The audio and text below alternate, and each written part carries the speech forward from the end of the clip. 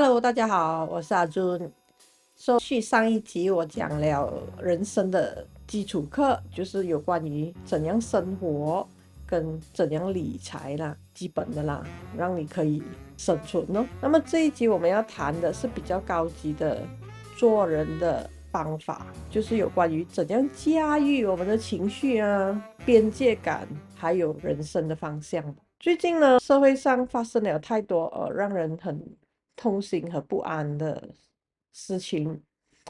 就是有关于青少年暴力、校园犯罪，还有亲子之间的冲突。那么圣贤说，人之初性本善，所以是孩子变坏了吗？我想两者都不是吧。善良并不是人的本性咯，而且坏也并不是被教出来的吧。我觉得呢，善的种子呢的确是需要被种下，让它发芽成长。同时呢，恶的这一些苗头呢，我们也需要去拔掉它，那么才不至于培养出一个恶劣的新人类了。那么大多数的小孩呢，都是善恶不分吧，因为自然的生存本质就是自私的。比如婴儿饿了，他就会哭闹，就马上要吃，要得到你的关注，他根本就不会去想其他的妈妈是不是不得空啊，还是什么的。但是随着人类的成长，还有人文的进步，就是 civilization， 我们已经不是原始人了，所以呢，生存已经不是我们第一要考量的问题。我们需要的是更高阶的富足的人生。虽然我们的教育类是有提供这些关于道德跟宗教信仰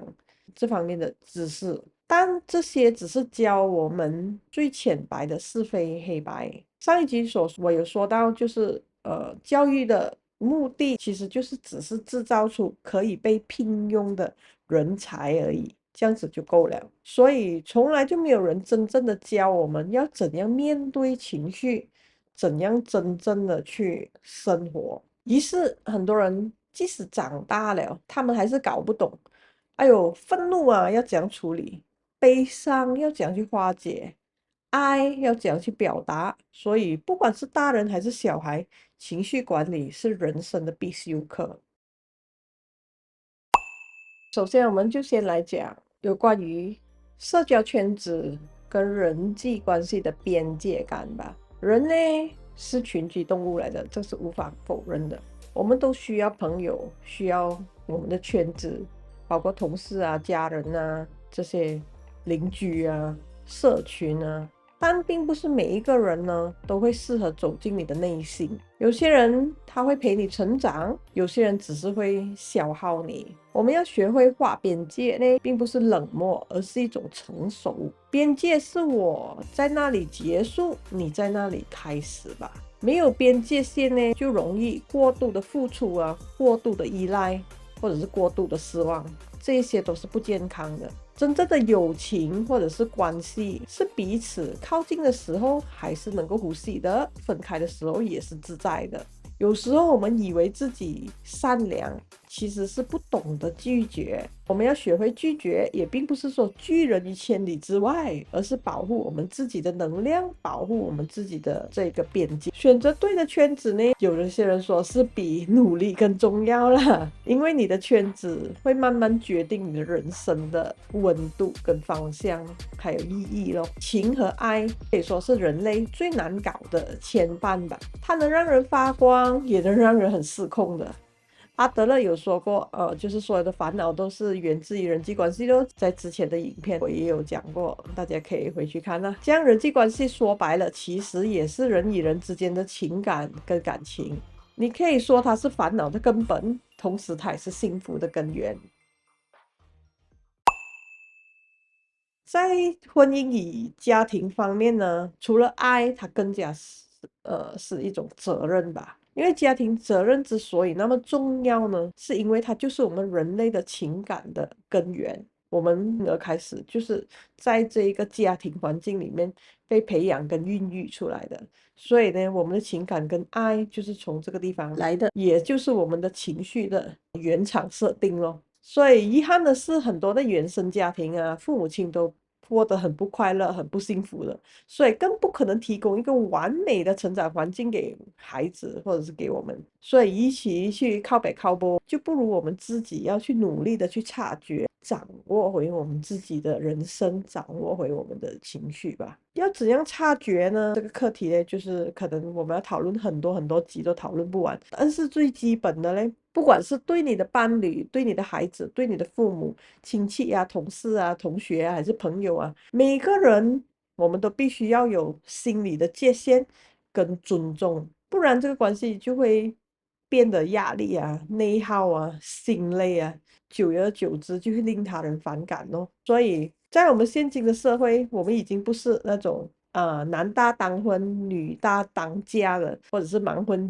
哑嫁的那个年代，所以很多的新人类。就是新一代的人在高压还有高消费的社会已经喘不过气了，很多人就会宁愿选择不婚不生。当然，人生也并不只是一条路可以走，无论你选择哪一条路，或者是中途你要改道，改来改去都好，重要的是呢，要给自己建立一个平衡的社交圈子和稳定的感情归属吧，那个才是幸福的关键。第三呢，关于幸福跟人生的方向，许多人会问人生的意义在哪里呢？这个问题呢，是几千年来哲学家都一直在讨论的，每个时代很多人都在问。但是说真的，意义并不是天上掉下来的，也不是别人可以赋予你的，它是你自己在生活的过程中慢慢的找到。一些心理学家研究过啦，人生呢是一定要有这个意义感，就其实不需要很伟大啦，不用说要改变世界啊、拯救人类啊这样的，真正能够支撑一个人的是一种方向感吧。这个方向呢是要有挑战性，但是又不是完全做不到，它必须要有一点的难度，让你愿意去努力，然后又可以看到成果，那种不容易达成，可是可以慢慢的靠近的一种目标，这样才会让人有那种使命感，然后有这个让这个生命有这种推动力。就比如对很多父母来说，他们的方向就是家庭咯，为家人付出啊，养育孩子啊，教育下一代啊，是他们每天早早起床的理由。当他们看到他们的孩子长大懂事，那种被需要的感觉，努力之后的成就感，就是他们的幸福的来源。而有些人可能是没有自己的家庭也好，但他们会去照顾人，陪伴老人，去做义工，或者是照顾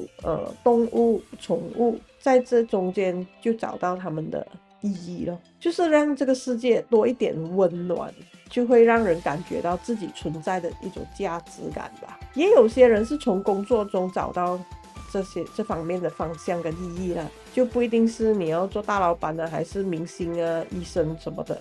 就只是把你眼前的事情做好，可能就是服务